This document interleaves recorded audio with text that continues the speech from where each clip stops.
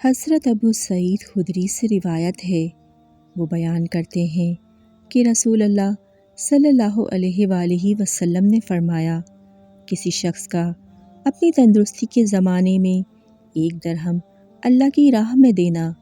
اس کا اپنے مرنے کے قریب اللہ کی راہ میں 100 درہم خرچ کرنے سے زیادہ بہتر ہے۔ حضرت ابو ہریرہ رضی اللہ عنہ سے مروی ہے کہ رسول اللہ صلی اللہ علیہ وآلہ وسلم نے فرمایا، بندہ کبھی ایسی بات کرتا ہے جسے وہ کوئی اہمیت نہیں دیتا، لیکن اس بات کی وجہ سے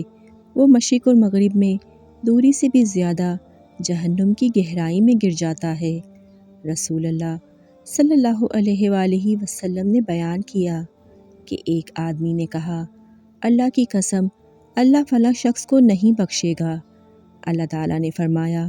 یہ کون ہوتا ہے جو میرے بارے میں بات کرتا ہے کہ میں فلاں کو نہیں بخشوں گا؟ میں نے فلاں کو بخش دیا اور اس شخص کے عمل ضائع کر دیے۔ حضرت انس رضی اللہ عنہ سے مروی ہے کہ رسول اللہ صلی اللہ علیہ وآلہ وسلم نے فرمایا، 2 دروازے گناہ کے ایسے ہیں جن کی سزا دنیا میں جلدی ملتی ہے، سرکشی و بغاوت اور نافرمانی۔